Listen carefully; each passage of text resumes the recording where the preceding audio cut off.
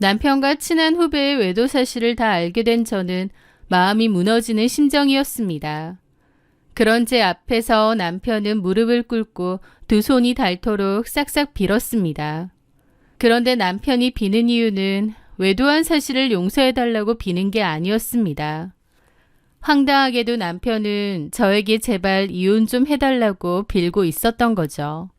기가 막혔습니다. 제가 여태까지 믿고 살았던 사람이 정말 이 사람이 맞는지 혼란스러웠습니다.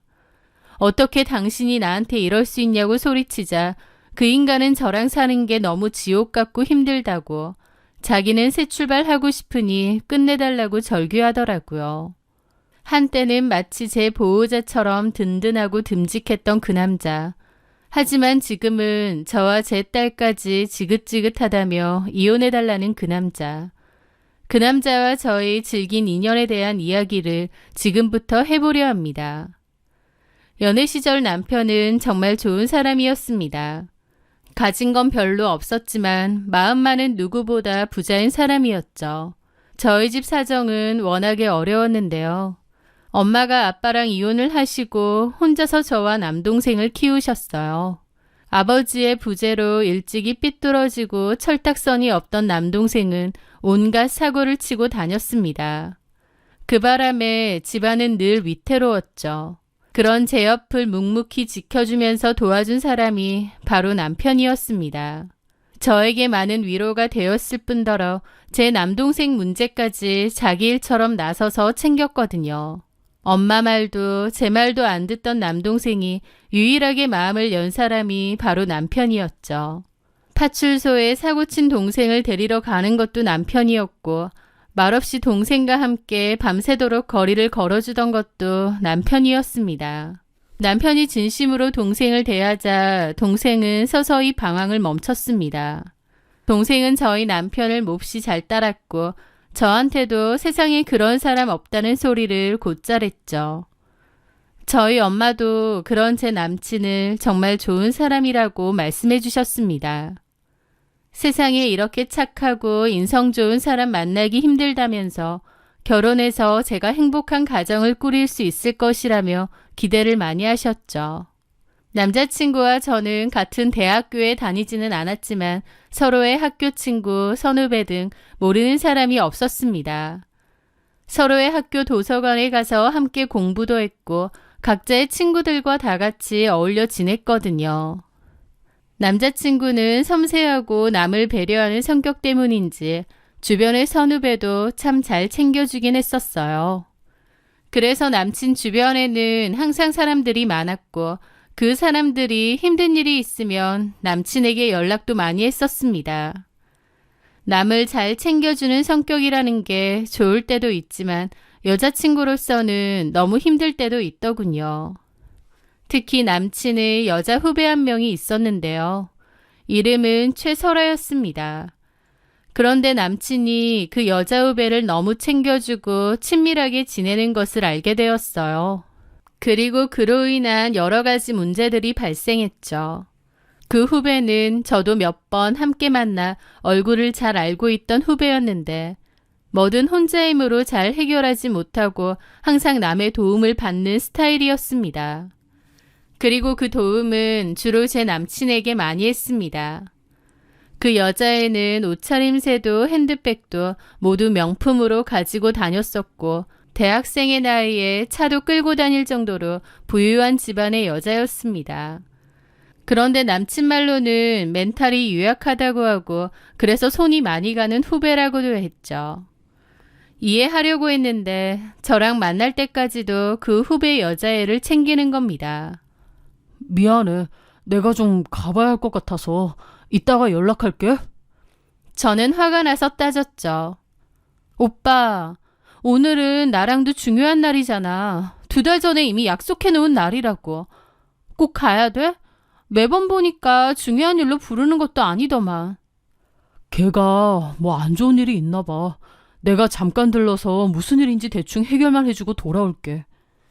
남친은 제게 미안하다고 하고 끝내 그 여자 후배에게 달려갔어요.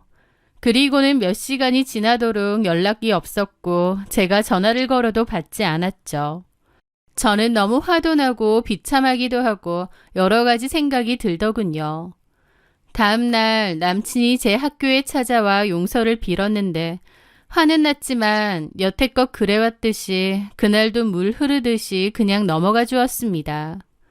그런데 그로부터 며칠 후 남친의 학교 친구들과 만나는 자리가 있었는데 그곳에서 그날의 일을 이야기하는 겁니다. 남친과 그 여자 후배는 그날 단둘이 술집에서 옆자리에 앉아 있었고 제 남친이 그녀를 안아주기까지 했다는 거예요. 너무 기가 막히고 황당해서 남친에게 헤어지자고 처음으로 말했는데 남친은 그때 제게 무릎까지 꿇으면서 빌었습니다. 민정아, 그게 아니야. 안아준 게 아니라 걔가 하도 힘들다고 울길래 그저 토닥토닥 해준 것 뿐이라고. 걔네가 일부러 심하게 얘기한 거라니까. 오해하지 마, 어? 오해? 오해는 무슨 오해? 사실이잖아. 오빠는 나와의 약속을 어겼고 그 여자랑 단둘이 새벽까지 있으면서 내 전화 피하고 양다리야 뭐야? 그렇게 걔가 좋으면 걔랑 연애를 해. 그때 저는 너무 화가 치밀어 올라서 끝내려고 했지만 남친은 제게 끝까지 용서를 구했고 결국 일주일 만에 저희는 다시 화를 풀고 이전의 모습으로 돌아갔었습니다. 하지만 그 남친의 여자 후배는 계속 마음에 걸렸죠. 약한 척, 힘든 척 하면서 그 후로도 남친에게 지속적으로 연락이 왔고 급기야 남친은 그 여자 후배의 연락이 안 온 척 제게 거짓말을 하기도 했습니다. 저는 그걸 알면서도 더 이상 싸우고 싶지도 않고 남친을 너무 구속하고 싶지 않았습니다. 그래서 그냥 신경을 안 쓰려고 했죠. 어느 순간부터 그 여자애도 다른 남자가 생겼다며 더 이상 연락이 안 오는 것 같았고 저도 마음을 좀 놓았던 것 같아요. 대학 졸업 이후 저는 중소기업에 취직을 했고 남친은 대기업 입사 준비를 했습니다. 하지만 남친은 대기업 시험에 줄줄이 떨어졌고 작은 회사에 들어갔다가 도저히 안 되겠다며 다시 나와서 공무원 시험을 준비했어요. 그 기간이 몇 년이나 되었기 때문에 저도 남친도 조금씩 지쳐가고 있긴 했습니다. 제 생각엔 아마 이때부터 뭔가 이상해졌던 것 같아요. 공부를 한답시고 제게 연락도 잘 안 했고 데이트를 자주 하지도 못했었는데 알고 보니 그때 그 여자 후배랑 함께 도서관에서 공부를 하고 있었습니다. 저는 그 사실을 알게 되었고 또 한 번 남친에게 따졌는데 이번에는 남친도 한숨을 쉬더라고요. 걔랑 나랑 그냥 도서관에서 같이 공부하는 것 뿐이잖아. 내가 지금 얼마나 열심히 하는지 안 보여? 지금 그런 쓸데없는 생각해서 사람 의심하고. 공부를 할 거면 혼자 하면 되지 왜 꼭 걔랑 같이 해야 되냐고. 네가 내 마음을 알기나 하겠냐? 그러니까 이렇게 답답한 소리나 하는 거지. 남친은 많이 지쳐있는 것 같았어요.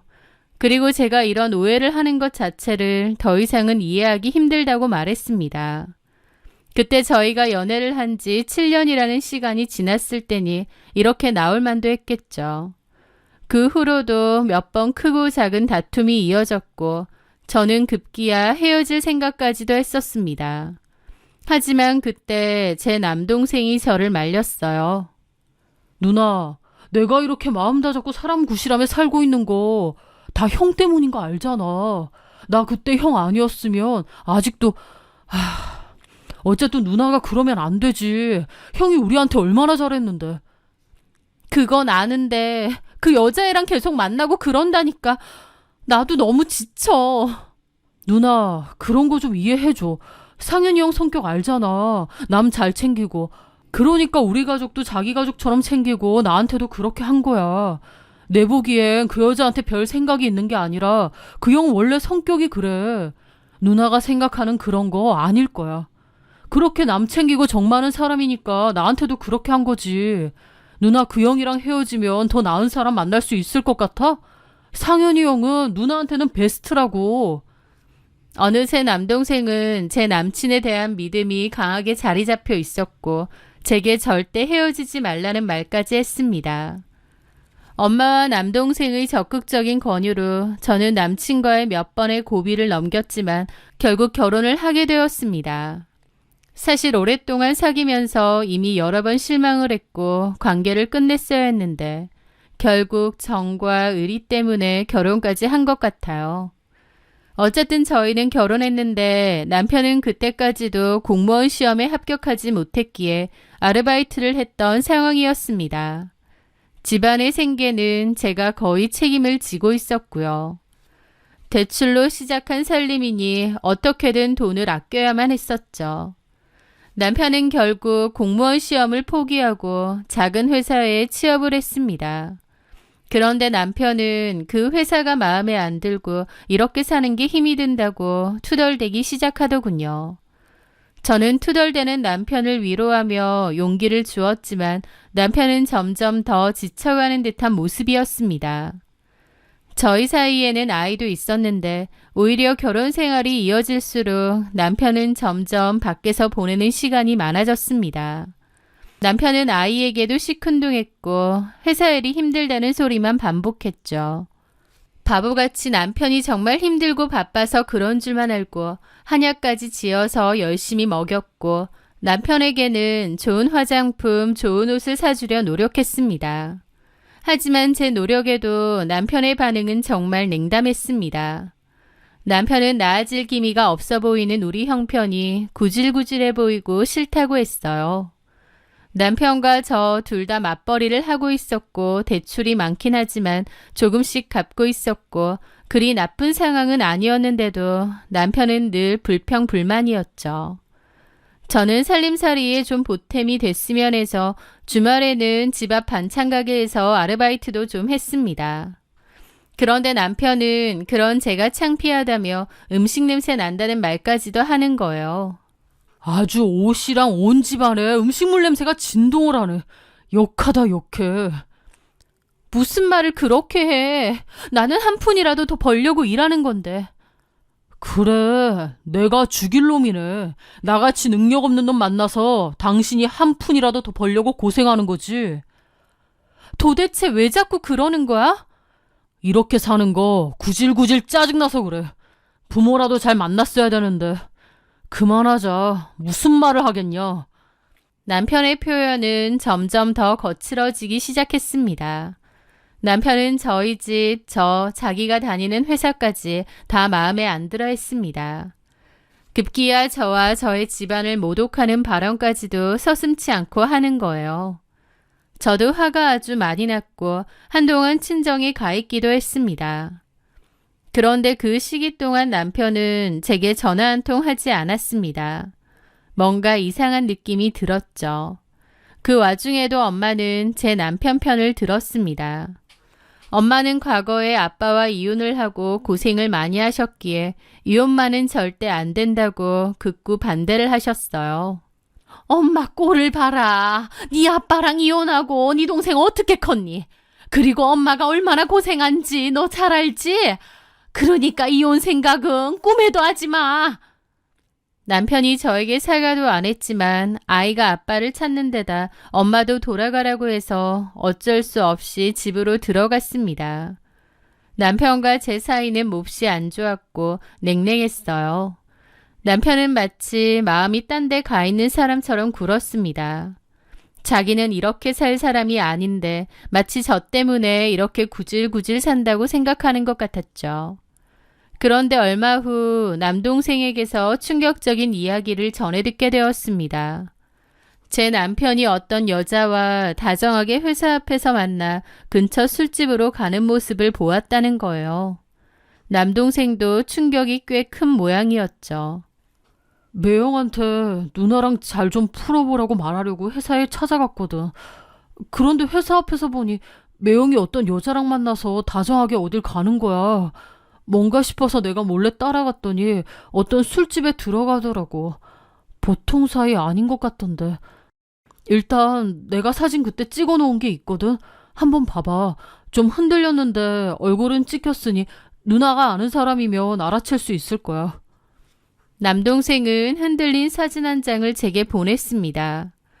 저 멀리서 어떤 여자와 다정하게 지나가고 있는 사진이었는데 자세히 확대해서 쳐다보니 어디서 많이 낯이 익은 여자였습니다. 큰 키에 긴 생머리를 한 여자는 명품백을 든 그 여자. 잠시 후 저는 그녀가 누군지 알게 되었습니다. 그녀는 바로 대학교 때 남편의 후배이자 남편 주변을 늘 맴돌아 거슬렸던 그 여자 최설아였습니다. 과거에도 이 여자 때문에 많이 싸웠는데 결혼하고도 한참이나 시간이 흐른 지금에서도 아직도 얘랑 만나고 있다니 너무 놀라울 수밖에 없었습니다.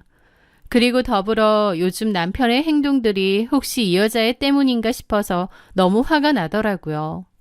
결국 남편에게 전화를 걸어 소리를 질렀죠. 그러자 남편은 저를 비웃듯 콧방귀를 뀌면서 이해할 수 없다고 말을 하는 겁니다. 와, 하다 남의 뒤까지 발려? 걔 대학교 후배인 거 몰라? 어떻게 이런 것까지 간섭하고 미행까지 하냐? 진짜 지긋지긋하다. 걔가 일 좀 도와줘서 고맙다고 밥 한 끼 사준 건데 그게 뭐가 되냐고. 진짜 지긋지긋하다 너. 라면서 지가 더 열을 내더니 그날부로 집에 돌아오지 않았습니다. 이틀 뒤에 다시 돌아왔는데 그때부턴 거의 말도 안 하고 냉전 상태로 지냈어요. 풀지도 않고 그렇게 거의 남남처럼 1년을 보냈습니다. 정말 필요한 얘기만 하고요. 그게 가능하냐는 사람도 있겠지만 제가 살아보니 가능하더라고요. 그런데 언젠가부터 남편에게는 옷차림과 구두, 시계까지 명품이 많이 생겼습니다. 어디서 났느냐, 무슨 돈으로 샀느냐고 따져 물어보아도 남편은 가타부타 제대로 대답도 하지 않았습니다. 그리고 남편이 술에 찌들어 집에 들어온 어느 새벽에 드디어 문제가 발생했죠. 남편의 핸드폰 진동 소리가 제 잠을 깨웠고 거래처 김 사장이라고 쓰여 있더군요. 이 새벽에 급한 일인가 싶어서 대신 말해주려고 통화 버튼을 눌렀는데 어떤 여자인 겁니다. 오빠, 오늘 같이 있어준다고 했잖아. 왜 들어간 거야? 와이프 진짜 진절머리 난다며. 얼른 다시 와. 나 우리 아빠한테 다 말했어. 오빠 유학도 같이 보내준대. 나랑 같이 유학 가서 새 출발하자. 그러면 되잖아, 오빠. 라는데 심장이 철렁했습니다. 그 후배년이었고 남편과 새 출발하자고 이러고 있더라고요. 저는 화가 나서 쌍욕을 퍼부었죠. 야, 너 뭐야? 너 채설하지? 이게 정말 대학교 때부터 그렇게 꼬리를 치더니 정신 나갔니? 그 말에 그 여자도 코웃음 치더라고요. 꼬리는 무슨... 야, 너야말로 껍데기랑 살고 있는 줄도 모르니? 오빠가 너랑 결혼한 거 진짜 후회해. 너무 구질구질하고 지겹대. 오빠는 나랑 유학 갈 거야. 거기서 새롭게 다시 시작할 거라고. 이 쓰레기 같은 년이 너 이러고도 무사할 줄 알아? 애 딸린 유부남한테 이딴 소리를 해? 너무 떨려서 말까지 더듬거리며 그녀에게 소리를 질렀고 결국 그 새벽에 사단이 나고 말았습니다. 술에 취해 인사불성이 된 남편은 제가 그녀와 통화한 줄도 모르고 코를 골며 자고 있었고 제가 발길질을 하며 일어나라고 소리를 질러도 절대로 깨어나지도 못했죠. 저는 남편을 깨우다 포기하고 뜬 눈으로 밤을 지새웠습니다.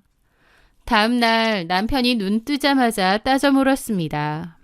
그런데 남편은 아무 말도 하지 않고 거의 1시간가량을 땅만 보고 있더라고요. 그러더니 제게 먼저 이혼을 하자는 말을 하는 겁니다. 자기는 이렇게 사는 인생이 너무 지겹고 진짜 자기 인생이 아닌 것처럼 느껴진대요. 자기는 이렇게 구질구질하게 살고 싶지 않고 화려하고 행복하게 멋지게 살고 싶답니다.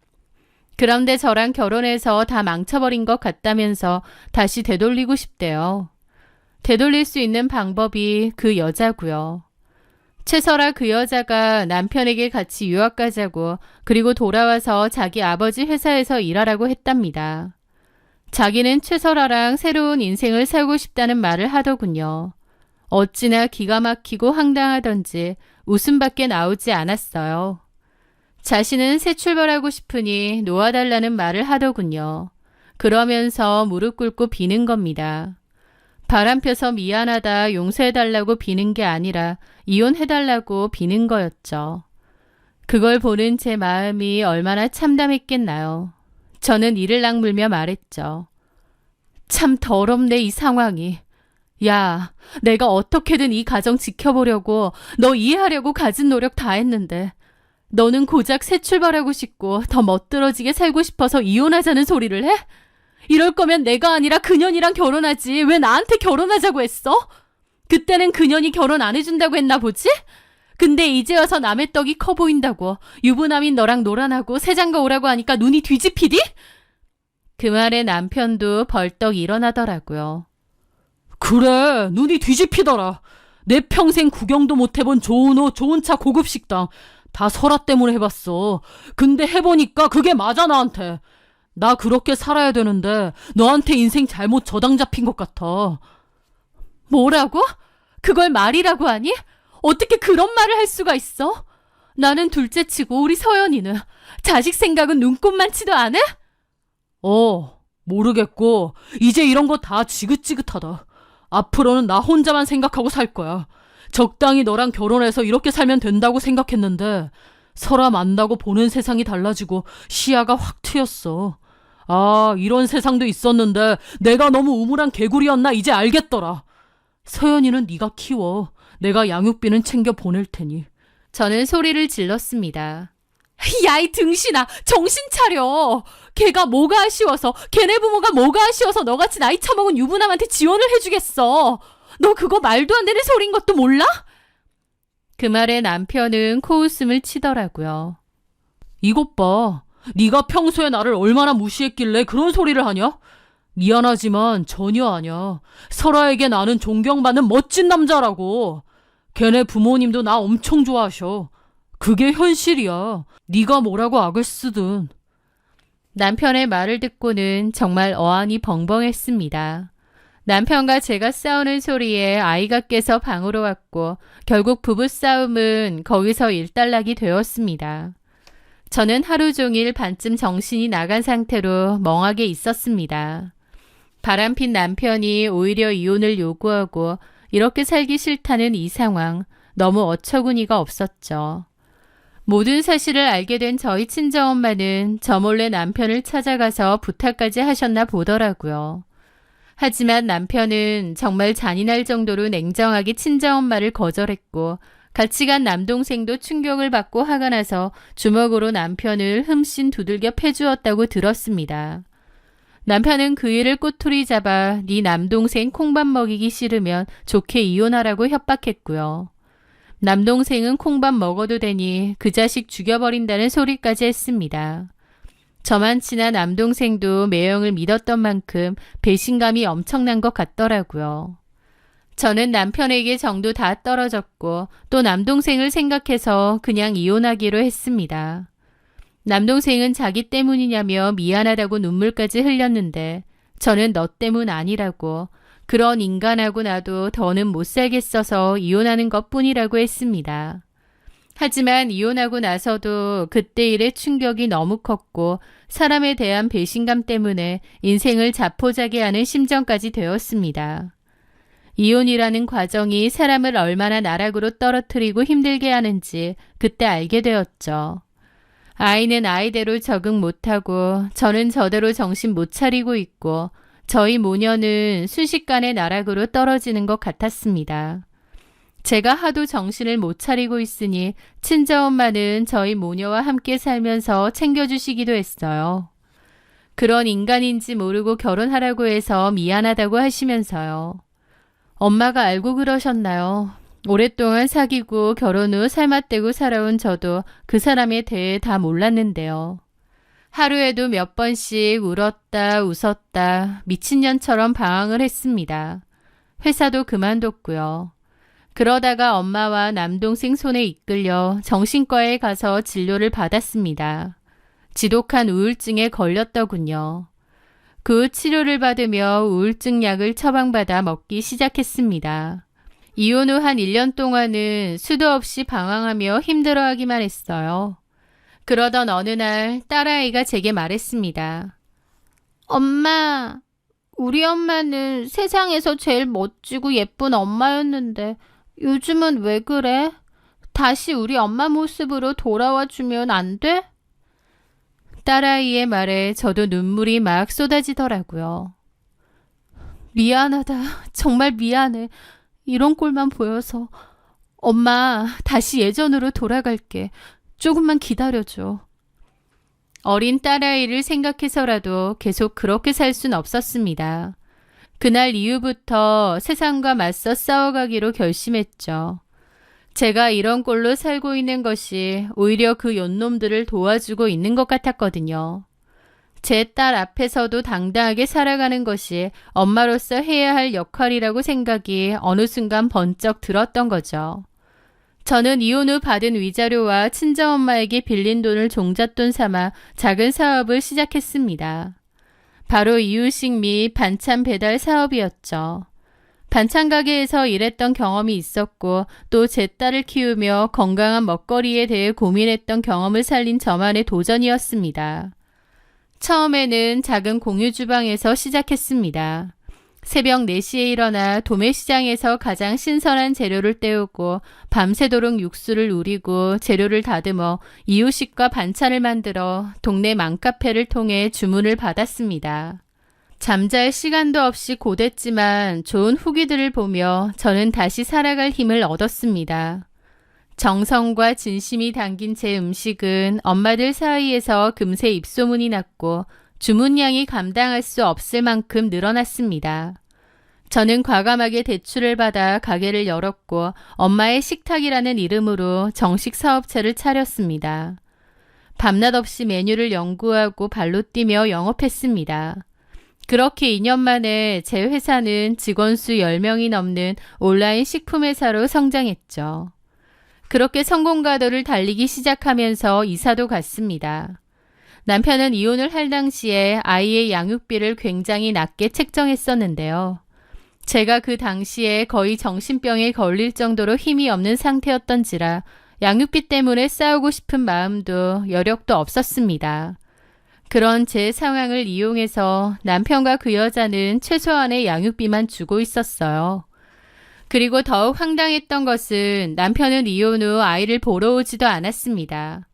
그 여자하고 유학이니 어쩌니 하더니 떠난 것 같기도 했습니다.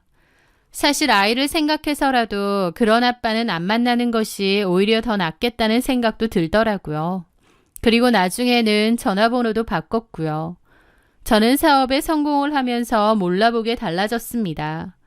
이혼 후 우울증을 가지면서 살이 10kg가 넘게 쪘는데 운동도 꾸준히 하고 건강한 식재료로 식사를 챙기면서 살도 다 빠지고 외모 자신감도 많이 찾았죠.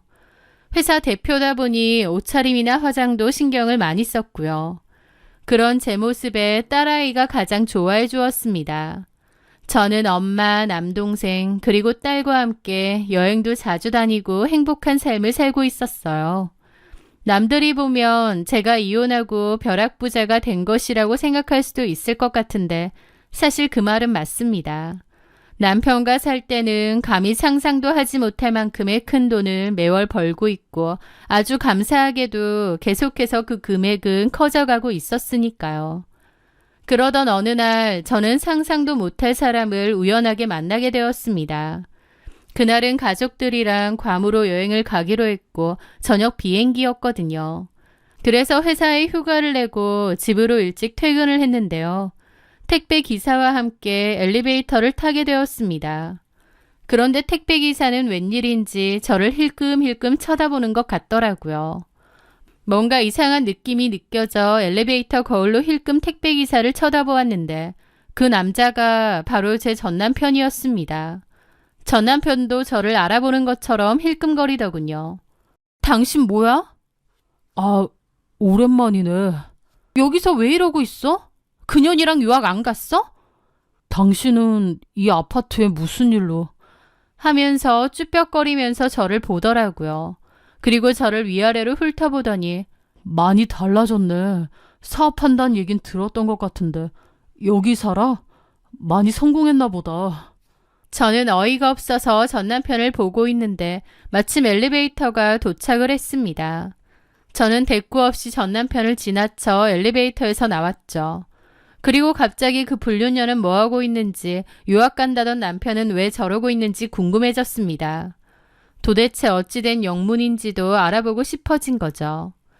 그렇게 저도 잘 알던 남편 대학교 후배에게 연락을 했고 어떻게 된 상황인지 좀 알아봐 달라고 했습니다. 그 후배는 제 사정을 잘 알고 있었기에 자기가 알아보겠다며 제 전 남편과 불륜녀에 대해 여기저기 전화를 돌려 수소문을 했던 것 같아요.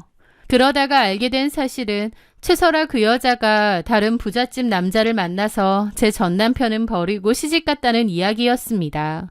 남편과 저 이혼하고 나서 남편은 최설아랑 유학도 가고 갔다 와서 최설아네 부모님이 운영하는 회사에서 일할 줄 알았던 모양인데 막상 남편이 이혼하고 이혼남이 되니 최설아도 흥미가 급 떨어진 모양이었어요. 그 뒤로 흐지부지하다가 결국 전 남편은 최설아에게 매몰차게 버림받았다고 했습니다.